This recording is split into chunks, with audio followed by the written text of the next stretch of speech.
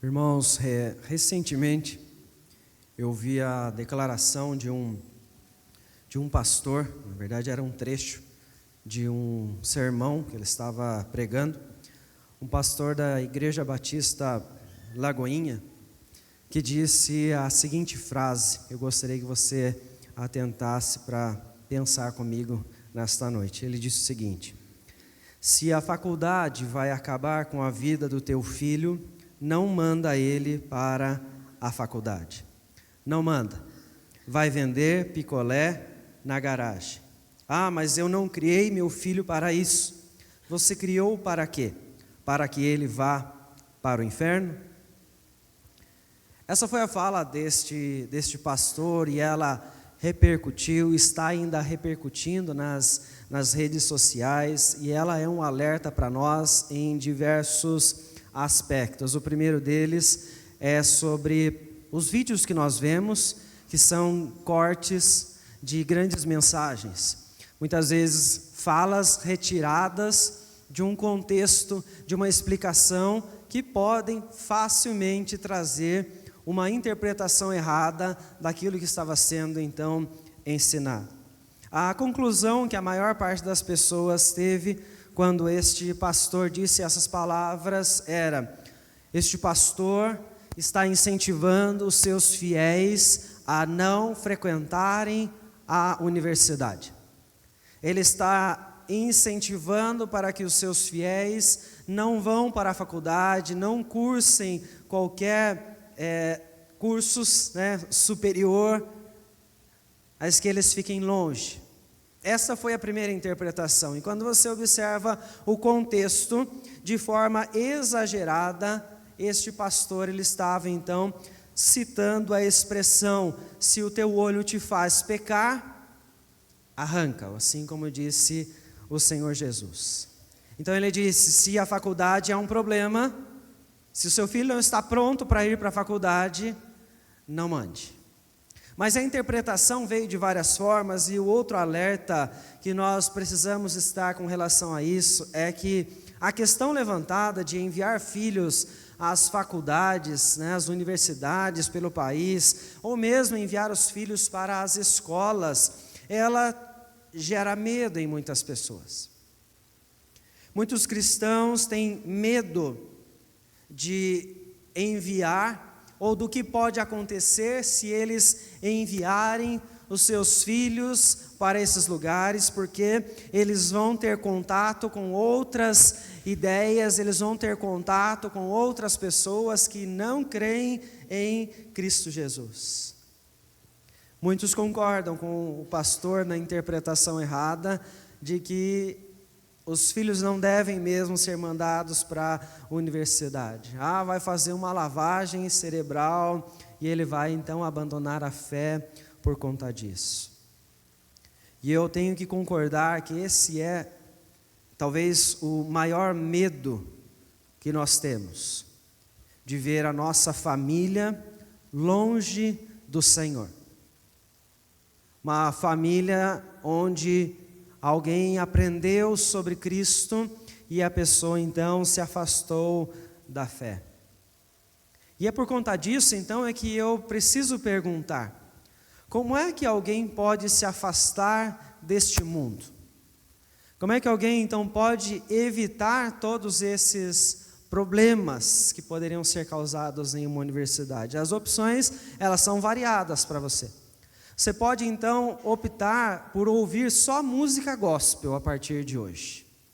Você não coloca mais nada na sua playlist, você não busca mais outro tipo de música, só música gospel.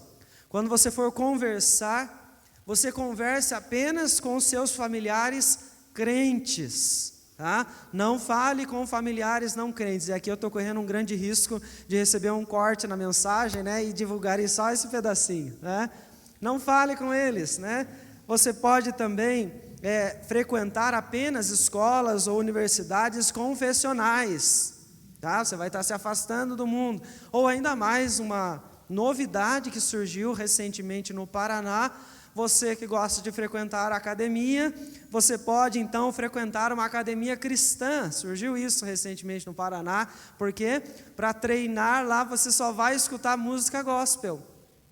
Quer um ambiente melhor do que esse? É claro que se você for ouvir música gospel, não tem música gospel ruim, né?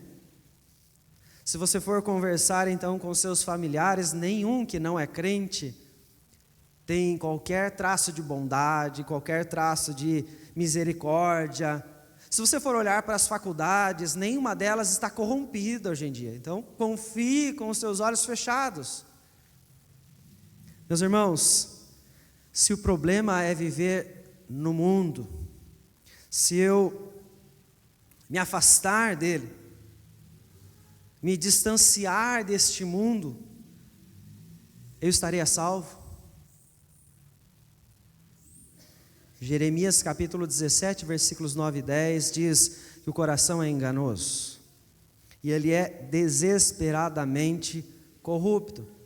Mateus capítulo 19, o Senhor Jesus diz que é do coração que procedem os maus desígnios, como corrupção, prostituição, mentiras, engano, todos os problemas. Então, o problema não é o mundo, mas quanto do seu coração se agrada em ser como o mundo é. Este é o grande problema que nós temos. E é por isso que Jesus, em João 17, ele diz: não peço que os tire do mundo, mas que os livre do mal. O próprio Cristo, então, sabia que a nossa missão, ela tinha que acontecer em meio a este mundo. Então, não estou aqui dizendo que você não pode falar com os familiares crentes ou ouvir músicas boas, frequentar lugares bons, mas tome cuidado com esta seleção que você pode fazer, porque você não vai se afastar do maior problema que está em você, que é o pecado, que está no seu coração. Nós estamos então frente à maldade constantemente do mundo, por causa do pecado, das inclinações do nosso coração, para tudo aquilo que nós ouvimos, para tudo aquilo que nós vemos, para cada conversa que nós nos envolvemos. Então a pergunta que nós temos que fazer em meio a tudo isso é: o que traz a segurança para nós? O que é que traz segurança para as nossas famílias? Eu convido você, para nós pensarmos um pouco e responder esta questão, a ler o segundo livro dos Reis, capítulo 17. Vamos ler do versículo 24 até o versículo 33.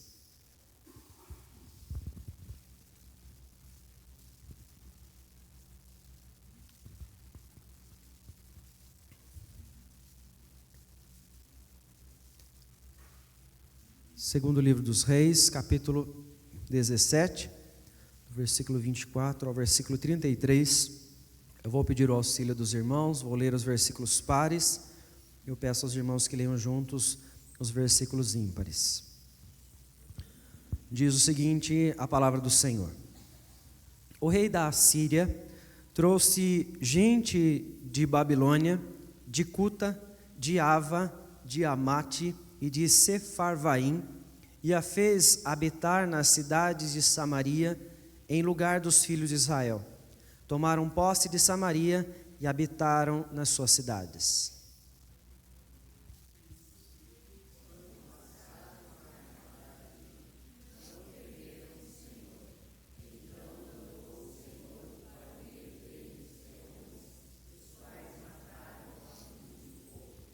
Pelo que se disse ao rei da Assíria: as gentes que transportaste e fizeste habitar nas cidades de Samaria não sabem a maneira de servir o Deus da terra. Por isso enviou ele leões para o meio delas, os quais as mataram, porque não sabem como servir o Deus da terra.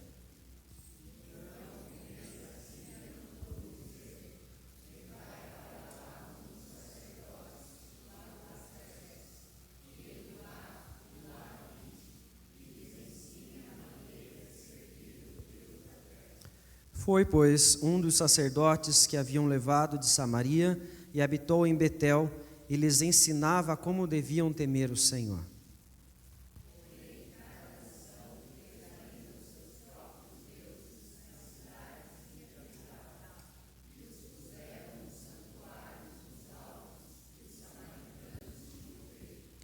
Os de Babilônia fizeram Sucote-Benote, os de Cuta fizeram Nergal, os de Amate fizeram Azima.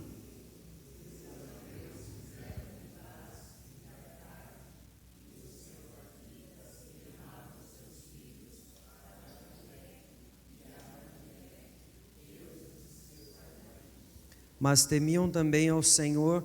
Dentre os do povo constituíram sacerdotes dos lugares altos, os quais oficiavam a favor deles nos santuários dos altos.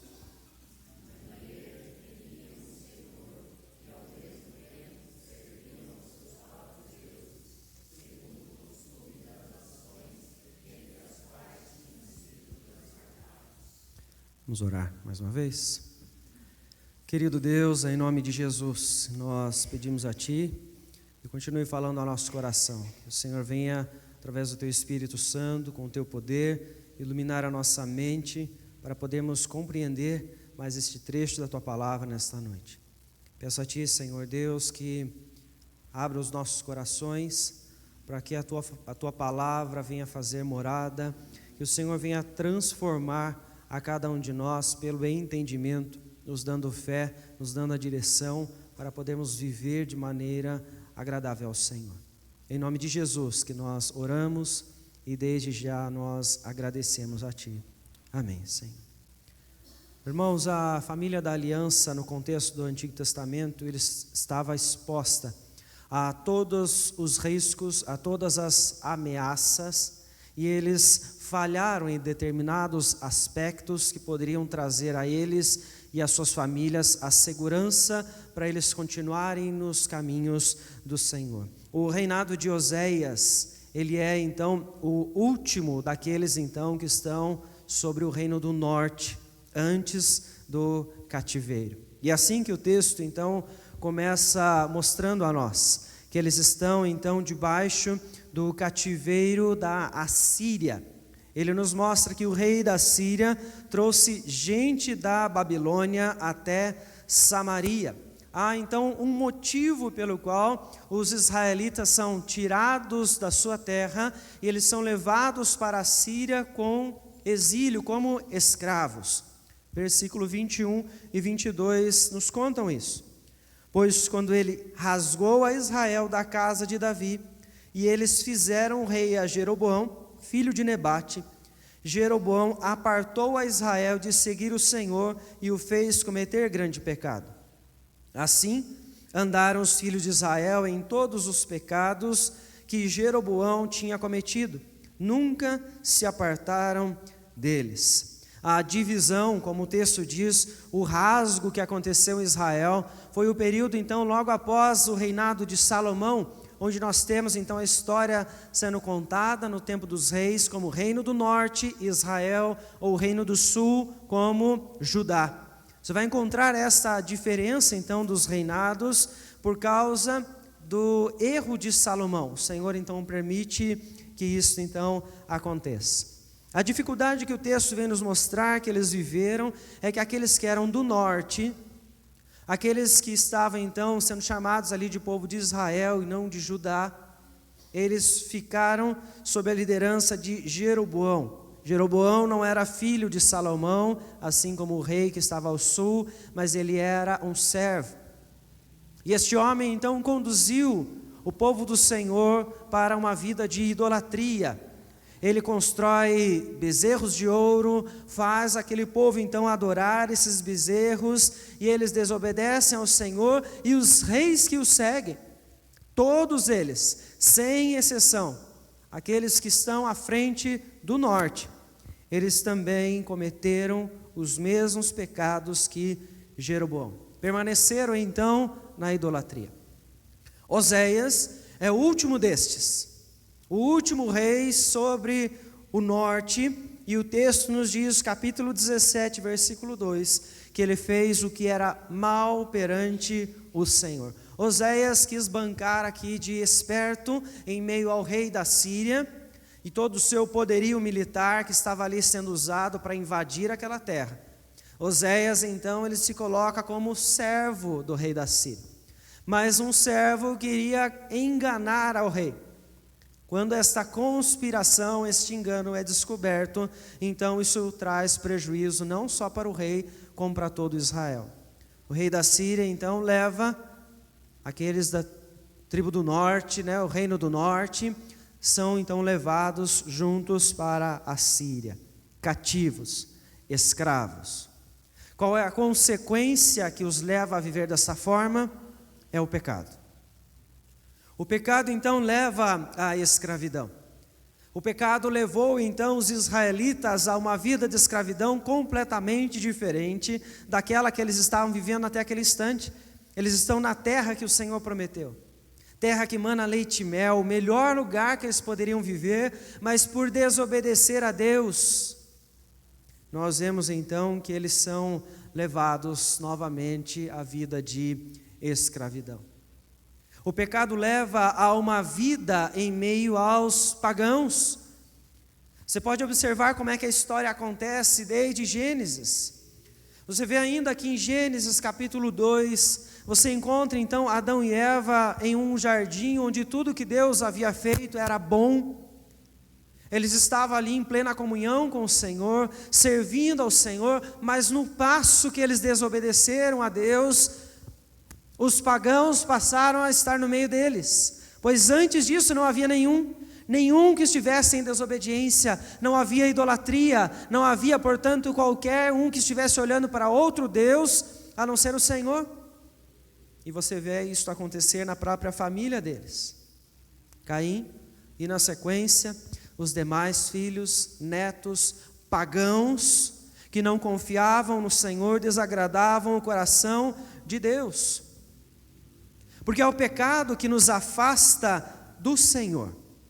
É isso que aconteceu então com os israelitas. Eles se distanciam do Senhor, eles recebem este juízo de Deus e são levados escravos. São levados para longe do lugar onde estava o Senhor, a presença de Deus em meio então a Jerusalém.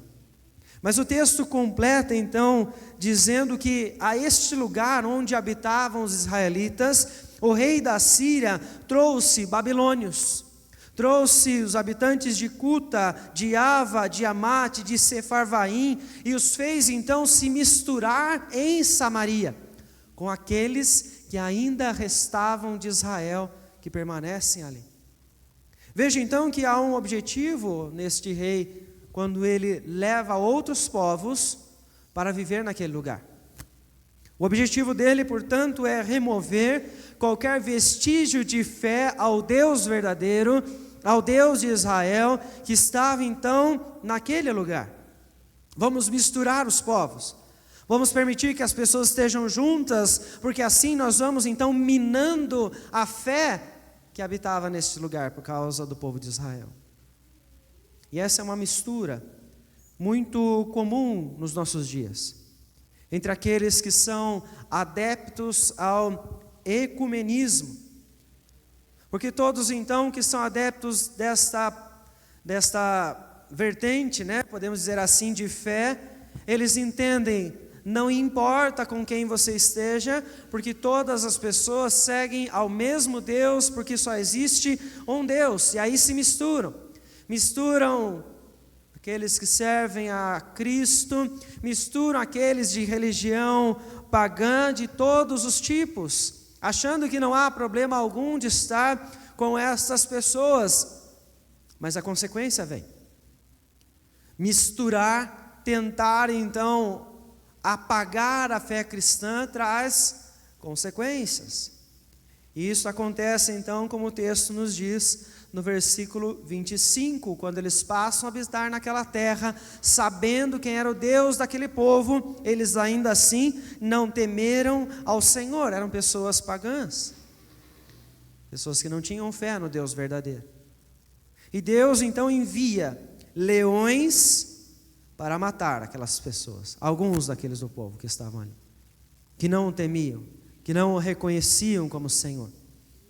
É o juízo do Senhor, o juízo de Deus que vem sobre as nações daqueles então que rejeitam a verdade do Senhor, que muitas vezes até fingem viver um cristianismo, mas estão totalmente distantes da vontade do Senhor. Podem até achar que estão brincando de viver com o Deus verdadeiro, mas aquele que conhece os corações sabe onde eles estão. Você pode ver tantos que dizem no nosso país que creem em Cristo, que fazem parte de uma igreja cristã, uma igreja evangélica, mas que estão aí extorquindo os seus fiéis. Você pode olhar para eles e dizer: não, com eles está tudo bem, e não está. O juízo de Deus virá sobre todos aqueles que fingem então estar vivendo com o Senhor. O Senhor, na carta de Pedro, afirma isso com muita clareza. O juízo deles já está então garantido, virá sobre eles o pesar da mão do Senhor. E há uma conclusão que eles tiram pelo juízo do Senhor vir sobre eles. É porque nós não conhecemos de verdade, não conhecemos da forma correta como servir ao Deus desta terra, o Deus de Samaria, o Deus deste povo. Ele não era conhecido por eles, mas nas práticas que eles tinham, eles tentavam então misturar os seus conceitos com aquilo que o Senhor então ensinava. Eles levam um sacerdote para que então ensine como eles devem viver, como eles devem então servir ao Senhor. O sacerdote chega até eles e faz com que eles compreendam a lei do Senhor, os estatutos, os mandamentos, os juízos de Deus, para que eles possam viver com o Senhor em todos os momentos sem adorar outros deuses. Mas no versículo 40 nos diz: porém, eles não deram ouvidos a isso, antes procederam segundo o seu antigo costume. O grande erro desses que estavam vivendo em Samaria era ignorar o ensino da verdade. E se estes ignoram a verdade, o que é que eles estão vivendo? No que é que eles acreditam? Porque você pode ver então quantas pessoas no mundo já ouviram a verdade, sabem que existe o caminho, mas a rejeita. E o que é que eles vivem? Basta você olhar então para o mundo e ver o que é que o mundo está ensinando para as famílias. Enquanto você vê a palavra do Senhor em Gálatas capítulo 5, versículo 13, nos dizer que nós somos chamados à liberdade, mas uma liberdade para nós não darmos a ocasião à carne, o mundo diz o contrário. O mundo está dizendo: sejam livres, livres de qualquer regra. Façam o que vocês quiserem com a vida de vocês, façam o que vocês quiserem com o corpo de vocês, façam o que vocês quiserem com a família de vocês. É a libertinagem camuflada de liberdade. Prega-se muito esta liberdade por aí. Queremos ser livres para fazer o que bem entendemos. E o que é que traz segurança à nossa família? O que é que traz segurança a mim e a você em meio a este mundo? É o ensino, é o acompanhamento, é o acolhimento, é o discipulado. Israel foi para o exílio porque ignorou o ensino do Senhor. Israel foi para o exílio porque deixou de exortar os próprios, os seus, para que eles voltassem e não permanecessem mais no pecado. Samaria foi invadida e outros povos agora estão habitando neste lugar, trazendo toda a idolatria, desobediência e o paganismo para a terra onde o Senhor havia então dito que seria do seu povo. E esta sociedade em Samaria, ela está se desenvolvendo agora.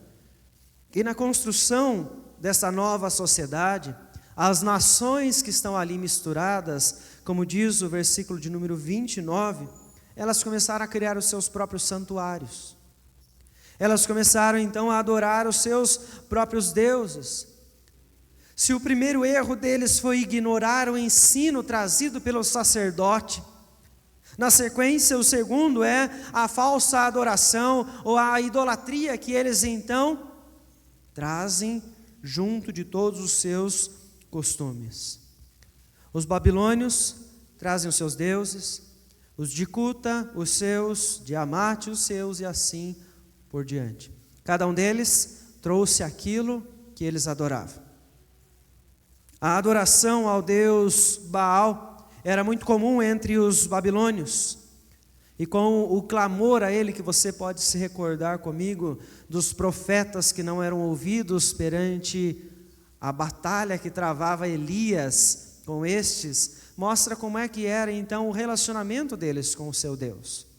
Eles clamavam, eles se mutilavam, para que então o Deus deles pudesse ouvi-los, e não há resposta. Não há fogo do céu para então aquele sacrifício, para mostrar que ele era o Deus verdadeiro. Isso prova que o relacionamento deles era com Deus totalmente distante e punitivo.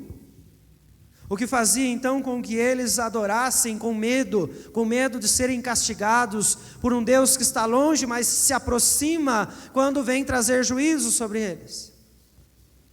Ainda o texto fala sobre os sefarvitas, no versículo 31, que queimavam os seus filhos a Adrameleque e a Anameleque.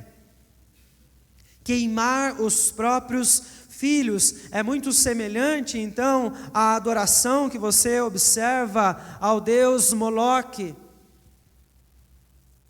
que é considerada também como grande abominação ao Deus de Israel, pois eles sacrificavam suas crianças a este Deus. Este era o ensino do mundo naquele contexto. Este era o ensino que estava sendo aplicado, sendo vivido agora em Samaria.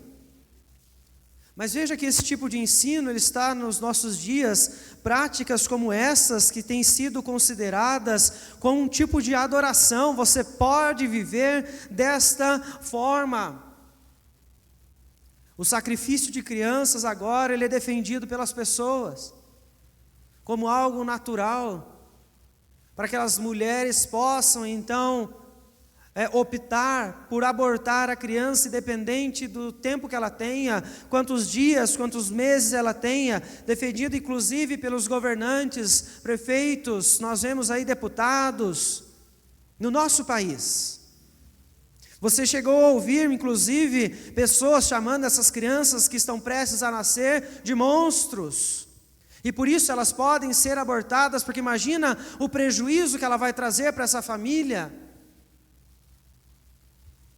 A prática do aborto, da morte de crianças, do assassinato desses que são inocentes, ela tem sido defendida por muitos, porque eles estão distantes do ensino da verdade.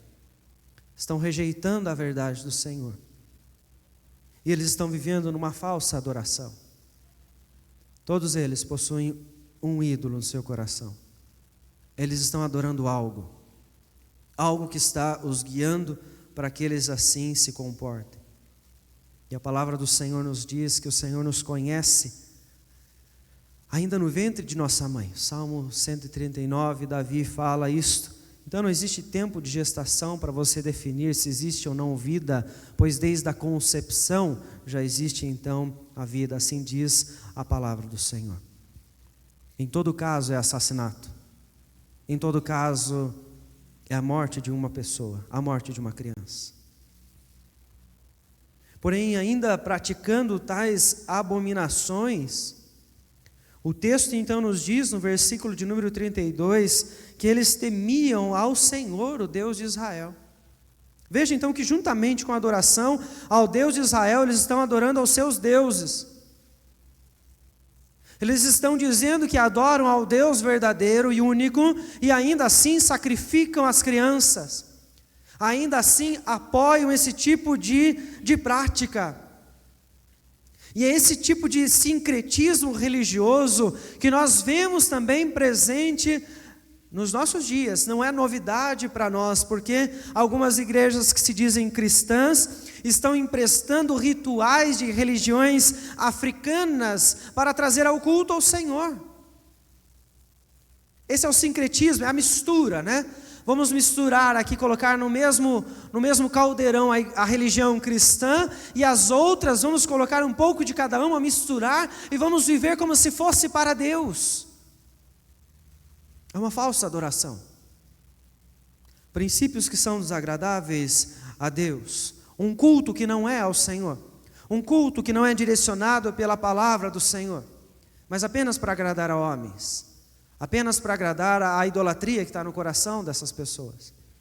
E é por isso que Jesus afirmou em Mateus 24, porque surgirão falsos cristos e falsos profetas, operando grandes sinais e prodígios para enganar, se possível, os próprios eleitos. É a falsa adoração, os falsos cultos, estão espalhados em meio às igrejas que se dizem cristãs. Satanás, ele é tão astuto que ele entrou na igreja cristã para poder deturpar o culto, para que a adoração ao Deus verdadeiro não aconteça. E aí você tem muitos que você conhece, que estão nessas igrejas, que estão por aí, inclusive, falando que vivem para o Senhor, exortam aqueles que não vivem, quando na verdade eles não conhecem nem a direção do Senhor para cultuá-lo, de como devem adorar com o coração sincero. Isso leva à consequência dos atos, a falsa adoração. Leva, portanto, à ruína, ao exílio, ao pesar da mão do Senhor. Irmãos, existe perigo para os nossos filhos, para as nossas famílias, em meio a este mundo? Existe. É grande o perigo que nós passamos. A hostilidade é uma realidade para aquele que serve ao Senhor. A perseguição, ela está presente onde o Evangelho está presente. Onde o Evangelho é ensinado, pessoas vão se levantar para tentar confrontar, vão tentar destruir, vão tentar nos calar. Porém, isso em nenhum momento nos impede de viver aquilo que o Senhor então nos ensina. Um mandato de influenciar até mesmo a cultura com os valores do reino, de influenciar o lugar onde nós estamos com os princípios que a palavra do Senhor nos ensina. Então aqueles que são profissionais cristãos, eles são exemplares em seu aprendizado, em seu relacionamento, em seu serviço, em tudo aquilo que eles fazem, porque assim eles procedem como o reino de Deus nos ensina, com justiça, com bondade, com excelência.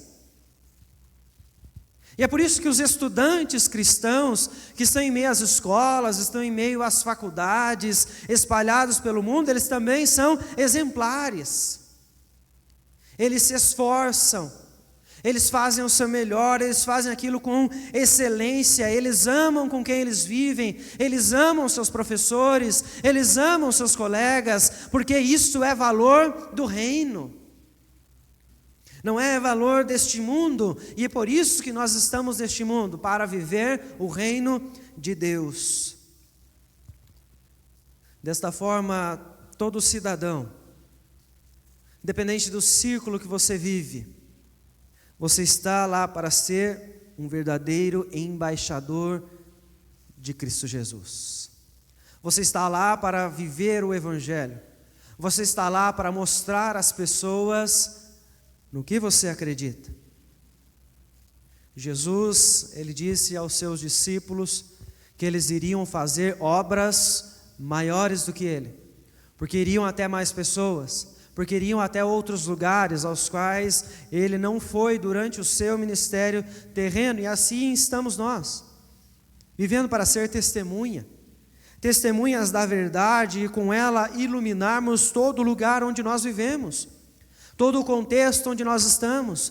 No ambiente profissional que você está inserido, você está lá para ser luz, para você ser um embaixador de Cristo. No ambiente que você está para estudar, você está lá para ser luz da mesma forma.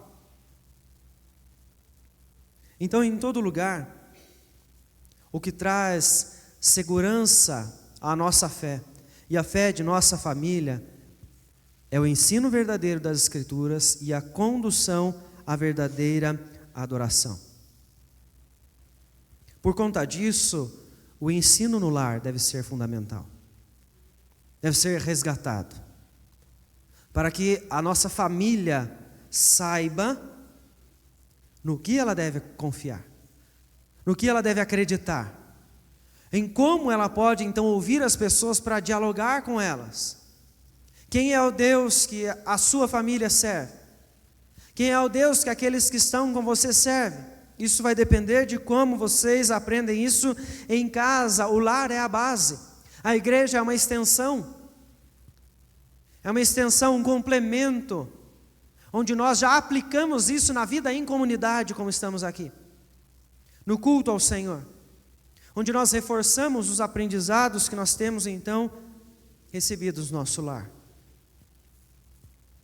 Este ensino, por sua vez, nos fala da graça, nos fala de Cristo, e é nela que nós estamos seguros.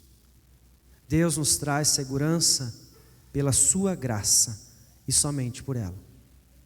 Nossa segurança, ela é vivida constantemente pela fé, independente do ambiente, independente das pessoas que estejam ao seu redor. É a fé que nos dá segurança para nós permanecermos no caminho do Senhor. Então você precisa desenvolver isso. Você precisa desenvolver o seu relacionamento com o Senhor, de intimidade, para que você não tenha medo de estar no mundo, para que você não tenha medo de estar com as pessoas, para que você não tenha medo de falar com as pessoas sobre a sua fé, para que você não tenha medo de falar com aqueles religiosos que você sabe que batem na sua porta e eles sabem aqueles textos de cor e eles vão te confrontar, para que você não tenha medo deles. Desenvolva o seu relacionamento com o Senhor e chegue à intimidade com Deus.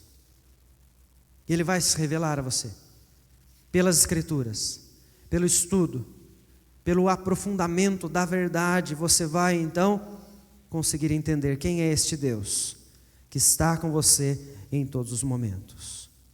Por isso, obtendo esta intimidade, continue clamando, continue buscando ao Senhor, continue servindo ao Senhor com toda a intensidade, acolha a quem você deve acolher, seja então cada momento de sua rotina um instante de adoração ao Senhor e viva o reino de Deus onde você estiver. Eu quero te convidar a se colocar em pé mais uma vez. Convido o grupo de louvor que vem à frente para nós entoarmos o último cântico desta noite.